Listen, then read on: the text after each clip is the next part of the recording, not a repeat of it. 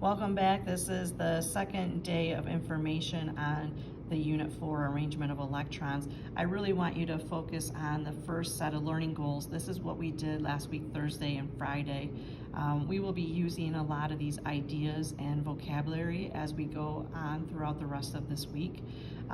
You should have completed the flame test lab worksheet. It was in Google Classroom. I also attached a video key over this, so if you didn't get something, you can watch the 6-minute video and fill in what you missed. Today, we're going to spend time talking about the Heisenberg uncertainty principle.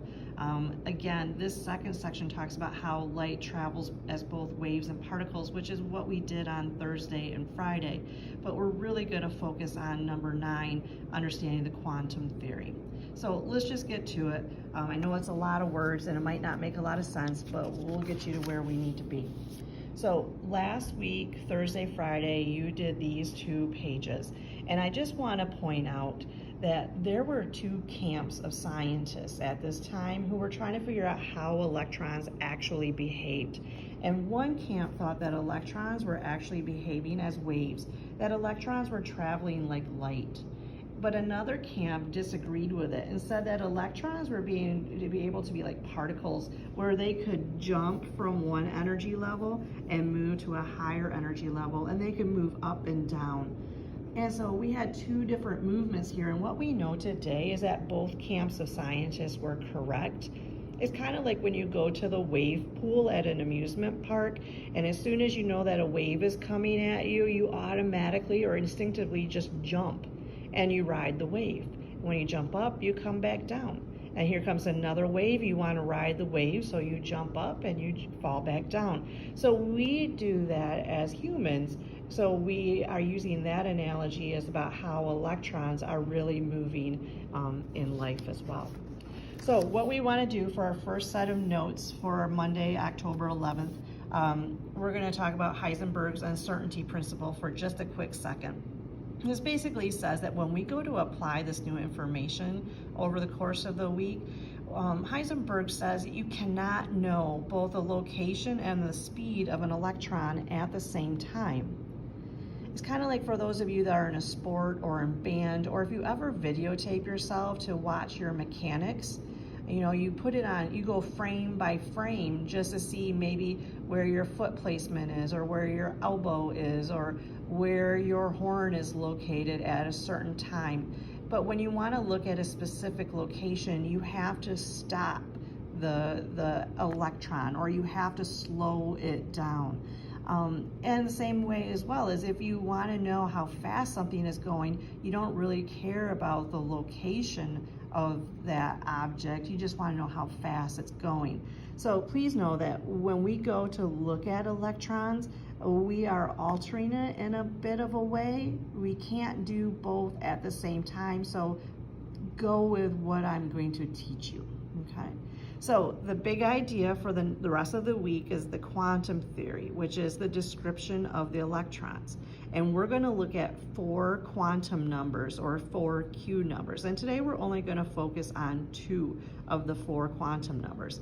And by doing so, we're going to learn about electron configuration, how to draw a Bohr diagram, apply the octet rule, which means there's only 8 electrons in the outer energy level. And we're going to apply the Aufbau principle.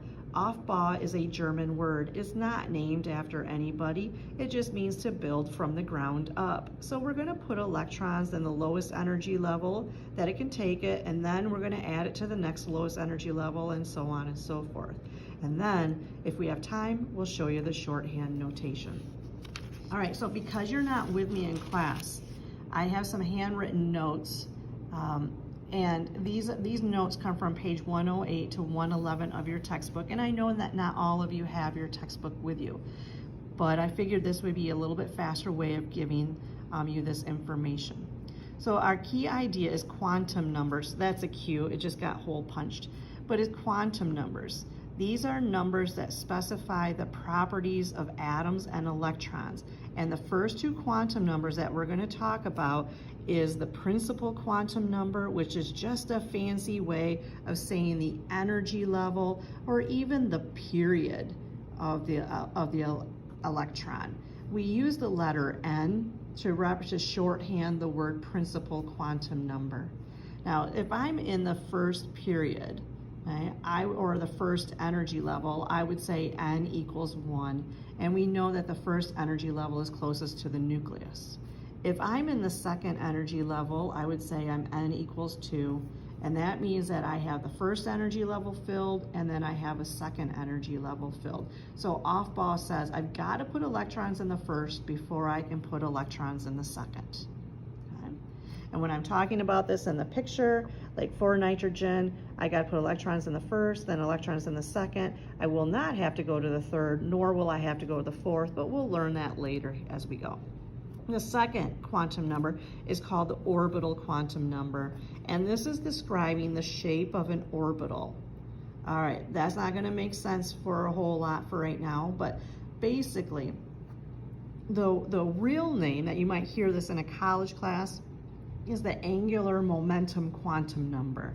Wow, that's a mouthful, but basically, I just use it as the block. So we have to go to your periodic table, and I have your periodic table right here, but I'm just going to show you this one without any other information on it. We have 4 blocks on the periodic table. Groups 1 and group 2 here, we call that the S block. So on your periodic table, you'll want to put an S above groups 1 and 2. Here we have groups 13 through 18. We call this the P block. And then we have the valley here, which we call the D block. And then we have the lanthanides and actinides, which we call the F block. Now, the S block and the P block are called the main group elements. Okay? And generally, after we get through this unit, we only work in the S and P block because they generally follow the rules. But just like us, the D block and the F block don't always like to follow the rules, and so we'll have some issues with them as we go. But for now, I'm just going to ask you, which block do you find carbon in? And you would say P. Which block would you find iron in? And you would say D. Okay? That's about all that I really need for you to do at this time. Okay? One thing that I do want to also point out is, as we get talking about this, the S block, when we talk about the S block, groups 1 and 2, there's only 2 electrons in the S block. So for example, I'm going to have to move helium right next door, but I'm not really talking about helium per se, I'm talking about the electrons. So let's make the switch to your regular periodic table. This is what we're looking at now. We're looking at the atomic number, but remember the atomic number always told us the number of protons. But we're going to say everything's electrically neutral, and so it's the number of electrons. So I'm going to move electron number 2 to be right here. Okay? And then when I look at electron number 3, electron number 4, electron number 5 jumps over here. So electron 5, 6, 7, 8, 9, and 10. I'm ignoring the symbols. I'm just looking at the electrons now. And in the S block, you have electron 3 and 4. 11 and 12, 19 and 20. That means that the S block can only hold 2 electrons. When I look at the P block, when I look at 5, 6, 7, 8, 9, 10, that's 6 electrons. 1, 2, 3, 4, 5, 6. Here it's 1, 2, 3, 4, 5, 6. So the P block can only hold 6 electrons. When I move to the D block, 1, 2, 3, 4, 5, 6, 7, 8, 9, 10. The D block's only going to hold 10 electrons, and then the F block, 1, 2, 3, 4, 5, 6, 7, 8, 9, 10, 11, 12, 13, 14. And the F block can hold 14 electrons. So back to my notes here about orbital notation. The S block can only hold 2 electrons. The P block can only hold 6 electrons. The D block will hold 10 electrons max, and the F block can only hold a maximum of 14 electrons. Okay? So let's just leave it at that now. I know there's more notes on this piece of paper, but this is all we need to have in order to get started and to write our electron configuration. Okay. So I'm going to go back over here to this periodic table, and make sure that I have S written in here, that I have D written in here, I have P, and that I have F, okay? So that way I can help you with this. We're going to title this as Electron Configuration, and you are learning a new language. You ready? Remember, periods will tell you the energy level, and you know your blocks, S, P, D, and F. We're going to start with the easiest element we have, which is hydrogen. And this is just H on my paper. It might look a little different because it's in pencil, but it's just hydrogen. What I want to know is, when you find hydrogen, what period do you find hydrogen in? Well, we find hydrogen and we see that it's in period 1. The next thing I need to know is which subshell, meaning which orbital, which block. Professors interchange these words. I'll probably just use the word which block is it in, and we see that it is in the S block. So what I'm going to do then is I'm going to write down here with a big 1 that I'm in the first energy level and that I'm in the S block. But then I need a superscript, and that superscript is going to tell me the number of electrons used. This is the number of electrons used. Right? That big 1 is telling me the period, and the S is telling me the block. Well, how many electrons does hydrogen have on the periodic table? It only has 1, and I write it as a superscript 1. So this would be the electron configuration of hydrogen, 1s1. Now, if I look at helium, remember I took helium and I moved helium, electron number 2, to be right next door to electron number 1. Okay? And we want electrons to be paired, and so that's why we move that over here. But electron number 2 is found in which period? It's in period 1. And which block is it? It's S. And how many electrons total did we use? We used 1, 2. We used a total of 2 electrons. So we said, okay, it's in the first period, it's in the S block, it uses 2 electrons, and we write it as 1s2. Well, let's move on to lithium. And we find lithium. Lithium has 3 electrons. Now, this is where the off-ball principle comes in. We have to take care of the electrons that come before electron 3. So we've got to start with electron 1 and electron 2. Where do we find electrons 1 and 2? Well, we find them in the first period. We find them in the S block. And the maximum number of electrons that can go in the S block is 2.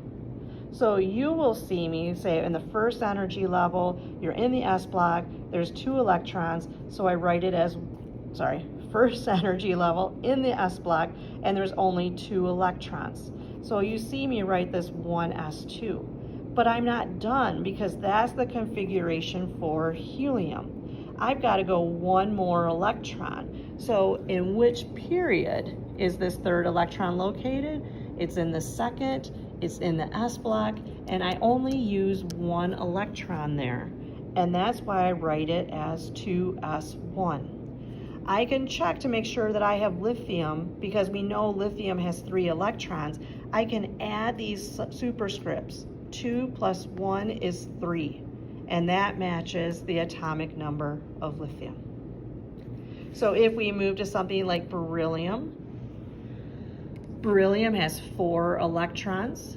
We do off-ball. We got to take care of electrons 1 and 2. We find both of them in the first energy level. We find them in the S block, and that's 2 electrons.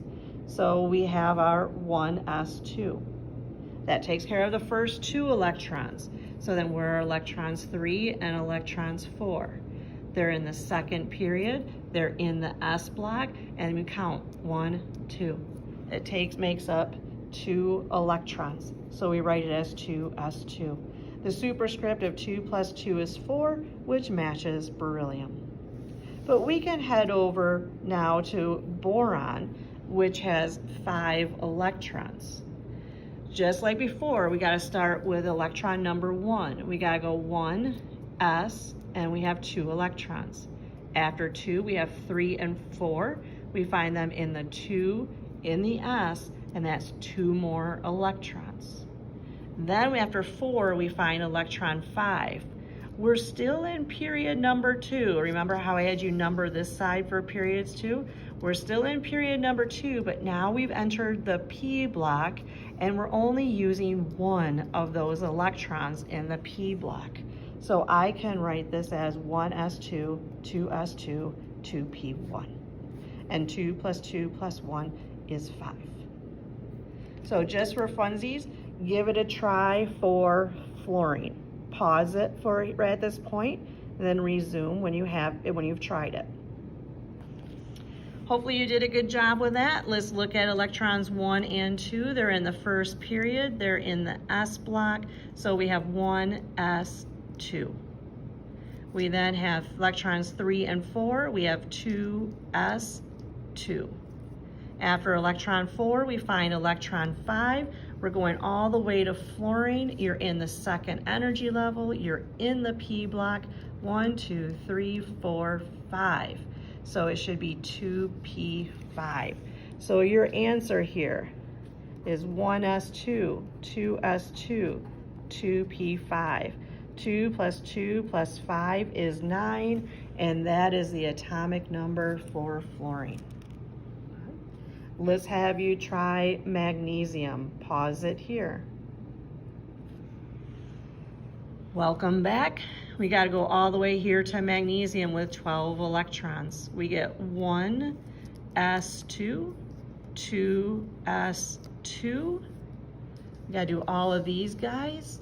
It's 2p6. That gets me to 10. I go to 11. I find 11 and I stop at 12. And these guys are 3s2. So I write it as 1s2, 2s2, 2p6, 3s2. 2 plus 2 is 4, plus 6 is 10, plus 2 is 12, and voila. Okay. Now we can draw board diagrams of these things. Let's draw a board diagram of this guy. This tells me that in this I have the first energy level, and again, this is going to be the picture for fluorine. I'm going to draw the nucleus in the center, and then I'm going to draw the first energy level. And in the first energy level, I'm going to put 2 electrons there. Instead of drawing dots, I'm just going to have my kiddos just write the number of electrons, so I put a 2 there. And then I move to this one where it says 2s2, 2p5. You have this 2 and this 2. This means that these electrons belong in the second energy level, so I'm just going to draw a ring around that. But now I'm going to do 2 plus 5, which is 7, and I've got 7 here. And this would be the picture then for fluorine. If I wanted to draw the Bohr diagram, again, this is the Bohr diagram. Right. I see that I have 1 energy level, I have the second energy level, and I have the third energy level. So when I draw my nucleus, I go 1, 2, and 3 around the nucleus. How many electrons am I putting in the first? I'm putting in 2 electrons. How many electrons total am I putting in the second? 2 plus 6 is 8. I got 8 electrons. And then I have the third energy level. I'm going to put in 2 electrons. And this would be the Bohr diagram then for magnesium. Now, I did say that we want to talk about the octet rule. And what I would like for you to do, I'm going to trick you, and I'm going to do this to my in-class kids too, but I want you to look up iron, Fe. And iron has the atomic number of 26. So can you find iron on your periodic table? Can you assign the electron configuration for these guys? Take a minute, pause it, and then give it a whirl. Okay. Welcome back. So I got to start with electron 1. I see 1s2, and then I have 3 and 4, which are in the 2s2. After 4, I carry over to 5. These guys are all together. They're in the 2p, and that's 1, 2, 3, 4, 5, 6. After 10, I come back to 11 and 12, and I get 3s2.